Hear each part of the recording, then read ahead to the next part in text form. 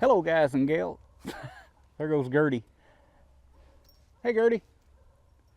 Gertie is a little old dog that somebody dumped off here on the highway, and she's really old, and she don't have a whole lot of time left, and I didn't want to see her spend that time in a shelter. We took her to the vet. She's got some cancer problems, but we just decided to go ahead and keep her. So you might see Gertie run back and forth behind me here. She likes to hang out with me while I'm making these videos. Don't you, Gertie? The kids named her Gertie because they said it sounded old, and she's a really old dog. So, anyway, what I've got for you guys today, I'm going to shoot a budget 22 rifle and see what kind of groups I can get. I've actually been asked this question several times. What kind of groups can I expect with a cheap or inexpensive 22 rifle? Well, I've got a very inexpensive 22 rifle here today. This is a Savage Model 64. These, up until this year, they were going for about $99. I don't know what they're going for now. All the prices are just all whacked out right now. But was a $99 rifle, brand new. So it doesn't get much less expensive. It's a semi-auto, made in Canada. It's just a cheap semi-automatic 22 long rifle. Got a cheap scope on it.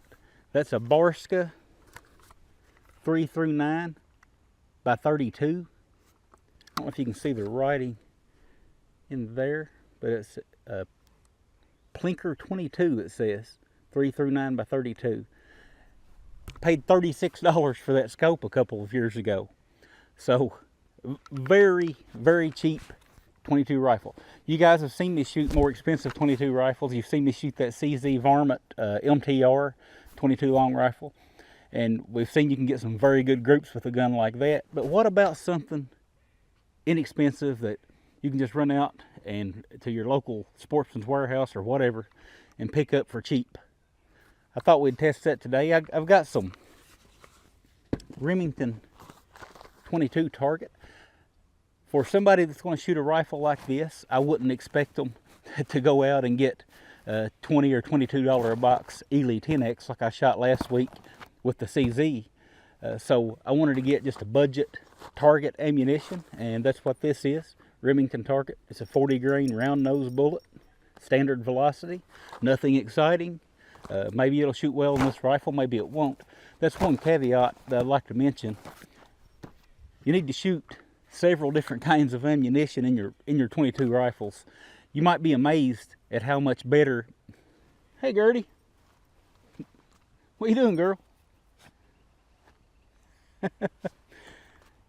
You might be amazed at how much better it'll shoot one group or one type of ammunition, how much better it'll group that ammunition over another type of ammunition, or even the same ammunition of a different lot number. And once you find something that it does like, you need to buy all of that lot number that you can. I know that's easier said than done. Right now we're in weird times right now. It may be a while before ammo and stuff comes back to being anywhere near what it used to be. But I'm just saying, if you can, and you find an ammo your 22 rifle likes, buy as much of that same lot number, not just the same type, but the same lot number as you possibly can.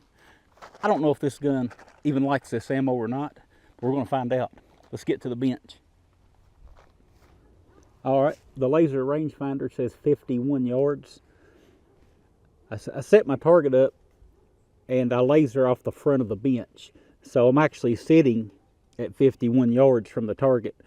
The target is 50 yards from the face of the bench, for whatever that's worth to you. Let's go ahead and get started. I'll shoot this first group at normal playback speed, and then I'll edit the other four. I won't cut anything out or anything. I'll just speed them up.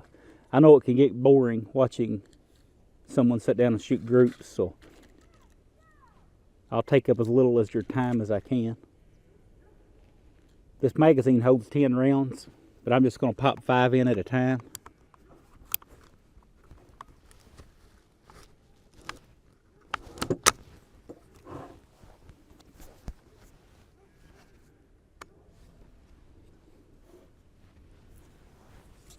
Let's do it.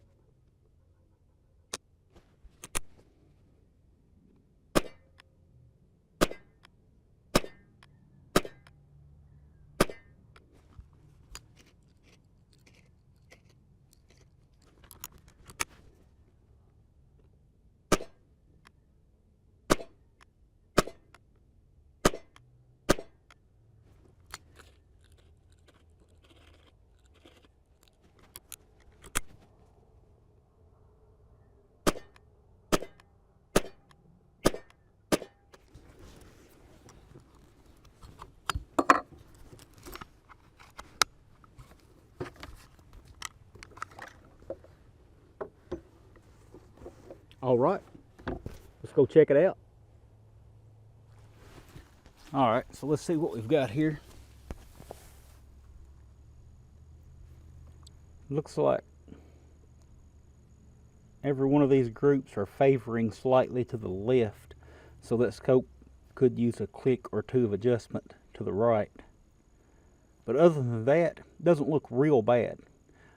Let me take this up and I'll get the calipers out and measure all these groups and figure out what we're averaging as far as group size. All right, so I measured these groups with my calipers, and this is what I came up with. I measured them the best I possibly could, not trying to cheat anything here. The whole point of these videos is to do very real stuff for you guys. I know it's easy to get on a forum or get online and see someone saying, you know, you should be shooting 1/4-inch groups with that rifle. In the real world, they may have shot 1/4-inch group, and they're not telling you about the hundreds of 1-inch or 3/4-inch groups that they shot. That's just the way it is. You typically don't go around bragging about your worst groups. You only mention the best. So sometimes expectations are set really high for these rifles. And shooting groups online, let me tell you, what I've learned about it, it's like running a bead with a welder and showing that online. Man, you're going to get criticized heavily. It's amazing the pro welders that'll come and watch your video and criticize you. Why is a pro welder watching a how-to weld video? You know, it's the same way with shooting groups. I get some really strange comments anytime I show my groups on camera. Not from my regular subscribers, but if a video does well and gets outside my normal subscriber base, it's unreal some of the stuff people have to say. But I figure as long as they're picking on me, they're leaving somebody else alone for a minute. So my best group was .551, and my worst group was right beside it at 1.36. Out of all 5 groups, if we average all 5 groups together, I averaged about 950. So just a little under an inch for a cheap 22 rifle with low grade target ammunition. I feel like that's pretty good. If you can, and I feel like that's pretty realistic of what you can expect. It's not that the rifles are inherently inaccurate. The rifles are very accurate. But though, I keep looking over there because my rifle's laying on the table over there. But it's the lightweight cheap stocks, the horrible triggers. It makes it really hard for the end user, which is you, to squeeze that accuracy out of the rifle. So it's not that the rifles are inaccurate, it just takes a lot of skill to be able to shoot a cheap 22 rifle accurately. But I feel like at 50 yards, and that's a solid 50 yards, 51 actually from where I was sitting, just under an inch, you know, I'll take that all day long. Now I did mention all my groups are favoring to the left, so you know, I'll adjust that scope accordingly, and that'll put more of those shots into the bullseye. But we're just concerned about group size at this point. We can always adjust the scope to put that group where we want it. I warmed up before I turned the video cameras on and shot a few groups. I got one really good looking group here. I thought I did cut it out. I thought I'd show it to you guys. Now that's 5 shots. I put 4 in one hole and one. Now I don't know which order. It wasn't the last shot that went out here. It was the second or third shot. But the other 4 went into the same hole. The group was 543, which is not that spectacular. But if I hadn't been for that flyer, it would have really been spectacular. But that's kind of how it goes when you're shooting groups. It seems like you always get that one that throws everything out of whack. But that's all I got today. I just wanted to share that with you guys. I thought it'd be a really fun video. And I actually got the video idea from the Gun Wild 1 channel. I was watching his video. He was shooting his Savage 64.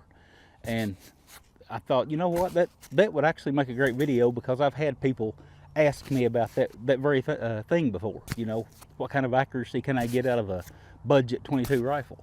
And when I saw him post that video, I thought, well, you know what, I'll go ahead and do that. So I'll link his video in the description of this one if you want to check his channel out. Tell him Buffalo sent you. But that's all I got, and I'll talk with you guys again soon.